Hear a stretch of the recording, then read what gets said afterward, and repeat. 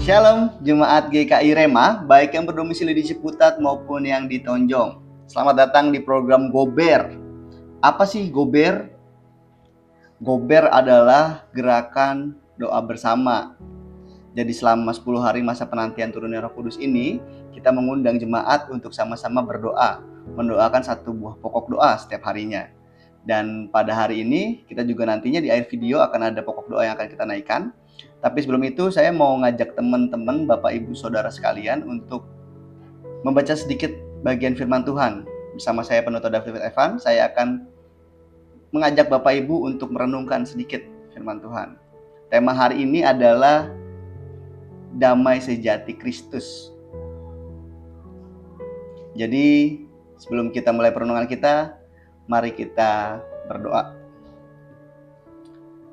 Tuhan Allah Bapa kami yang baik, kami bersyukur dan terima kasih atas hari yang telah Engkau berikan kepada kami. Kami bersyukur bahwa sampai saat ini Engkau masih terus beserta dengan kami Tuhan. Dan kami terus bisa merasakan bahwa penyertaan-Mu begitu nyata. Sehingga kami pada saat ini boleh Engkau berikan kesempatan untuk bisa sedikit merenungkan bagian dari firman-Mu. Kiranya Engkau berkati perenungan kami pada hari ini, dan biarlah mampukan kami untuk bisa mengerti apa yang ingin Kau sampaikan, sehingga kami juga dapat melakukannya, menjalaninya dalam kehidupan kami sehari-hari Tuhan. Berbicaralah pada kami karena kami siap untuk mendengarkannya. Inilah doa kami Tuhan, kami telah berdoa dan bersyukur. Haleluya, amin. Bacaan kita pada hari ini terambil dari Yohanes 14 ayatnya yang ke-27. Damai sejahtera kutinggalkan bagimu, damai sejahtera-Ku kuberikan kepadamu. Dan apa yang kuberikan tidak seperti yang diberikan oleh dunia kepadamu. Jangan gelisah dan gentar hatimu. Demikianlah firman Tuhan.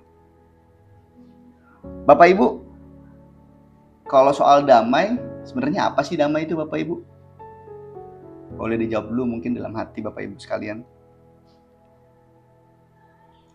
Di saat kondisi apa kita damai?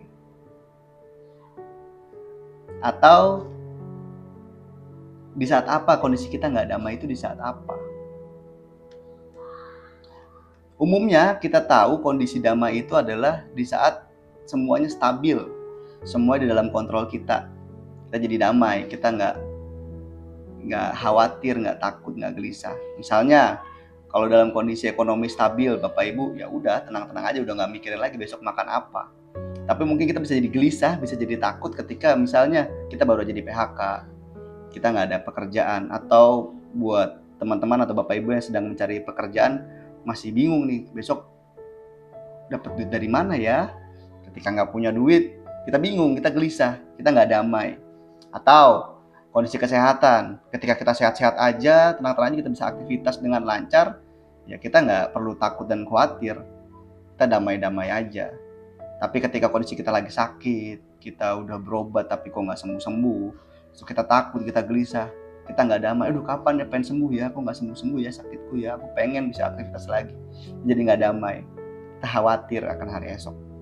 Atau damai juga mungkin ketika kita nggak ada konflik nih sama orang-orang terdekat kita, orang-orang yang kita sayangin, kita sama pasangan kita nggak ada konflik, sama orang tua kita nggak ada konflik, sama adik kakak kita nggak ada konflik, kita damai.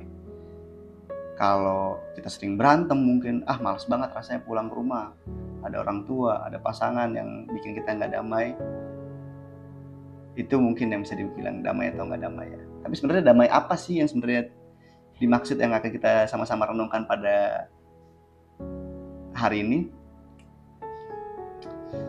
Sebenarnya damai itu kayak gimana sih? Ada nggak sih sebenarnya?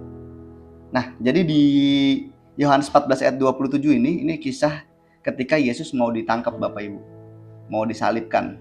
Jadi Yesus bilang ke murid-muridnya, damai sejahtera kutinggalkan bagimu, damai sejahtera kuberikan padamu. Karena Yesus tahu nih, ketika nanti Yesus ditangkap, murid-muridnya pasti bakal bingung, bakal takut, bakal gelisah juga, karena dia nggak tahu nanti harus sama siapa nih. Terus mungkin karena Yesus ditangkap, bisa jadi murid-murid juga ditangkap, takut juga, gelisah juga. Nah itu yang dirasakan Yesus tahu. Jadi Yesus bilang, damai sejahtera ku tinggalkan bagimu, damai sejahtera ku berikan kepadamu. Tapi kenapa Yesus ngasih damai sejahtera? Kenapa nggak yang instan gitu, kayak ya udah kasih aja pengganti yang lain nih. Kalau aku nanti ditangkap, nanti sama dia aja ya, nggak usah sama aku. Itu kan instan. Tapi kenapa Yesus malah justru membilang damai sejahtera kuberikan kepadamu? Ya karena memang yang Yesus berikan damainya bukan kayak yang dunia berikan. Apa sih sebenarnya damai yang dunia berikan? Coba Bapak Ibu pikirkan lagi.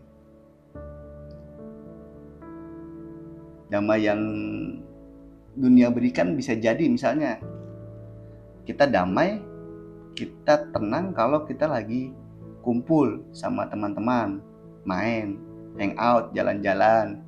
Oh damai, perasaan tenang. Kita nggak pikirin masalah kita lagi, kita nggak pikirin di rumah lagi berantem, kita damai. Atau damai kita ketika ada juga yang damai ketika kondisinya lagi di rumah, tenang, aku maunya tenang, nggak ada diganggu siapa-siapa, aku mau sendirian aja di rumah.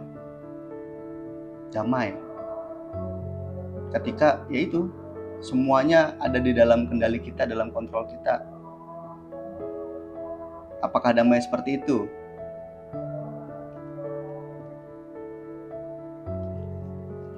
Damai seringkali dikaitkan dengan ketidakadaan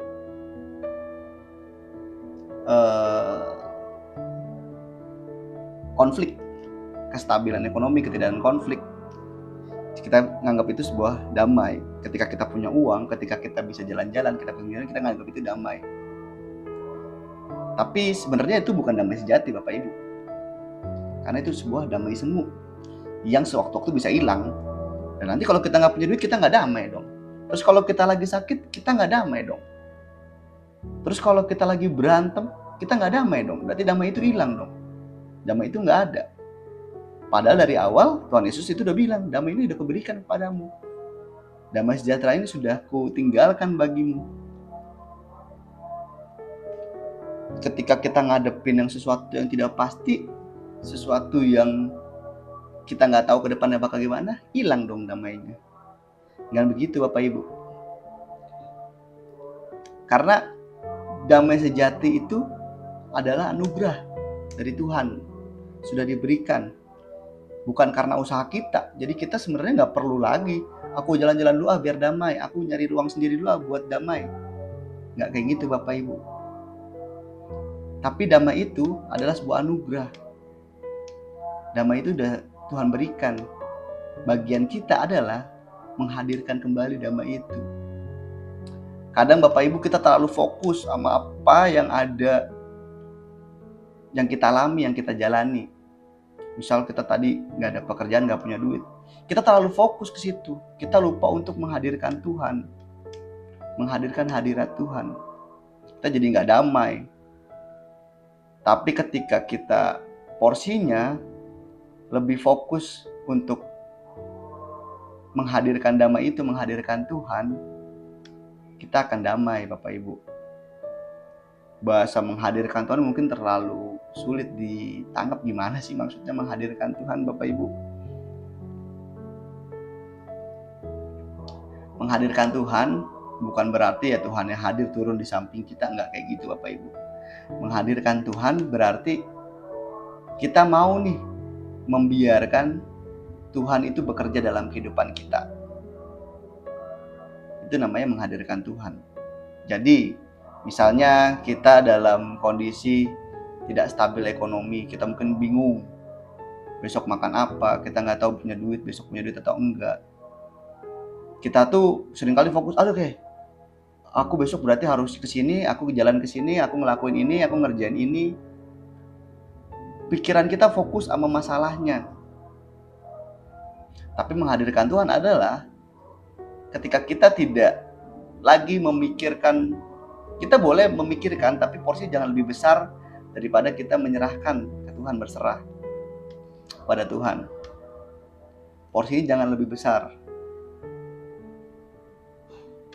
Jadi ketika kita di kondisi seperti tadi, yang kita lakukan adalah, oke Tuhan, aku udah ngelakuin ini, aku udah ngerjain ini, sisanya aku membiarkan Tuhan hadir, biarkan Tuhan yang bekerja. Aku nggak tahu lagi Tuhan harus seperti apa, ini sudah maksimal, sudah aku lakukan, biarkan Engkau yang bekerja. Itu namanya menghadirkan Tuhan, Bapak Ibu. Di saat itu juga kita jadi damai. Pikiran-pikiran kita yang mungkin kekhawatiran kita pasti akan hilang. Jadi kondisi damai yang sejati yang Tuhan berikan itu bukan berarti hidup kita nggak ada masalah. Bukan berarti hidup kita baik-baik aja, mulus-mulus aja. Kita tahu masa depan kita bakal kayak gimana. Bukan seperti itu. Tapi damai sejati adalah walaupun berbagai kondisi kita, walaupun kondisi kita tidak stabil, mungkin banyak gejolak-gejolak, banyak huru-hara dalam kehidupan kita, banyak konflik. Tapi kita tahu kalau ya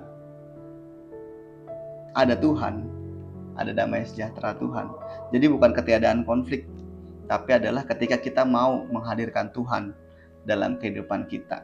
Konfliknya tetap ada Bapak Ibu, masalahnya pasti tetap ada, tapi kita bakal jadi lebih damai ketika kita mau menghadirkan Tuhan. Kiranya renungan singkat ini bisa menjadi bekal kita untuk melanjutkan kita kehidupan selanjutnya. Nanti setelah video ini akan ada pokok doa yang kita akan doakan bersama, tapi mari kita tutup dalam doa.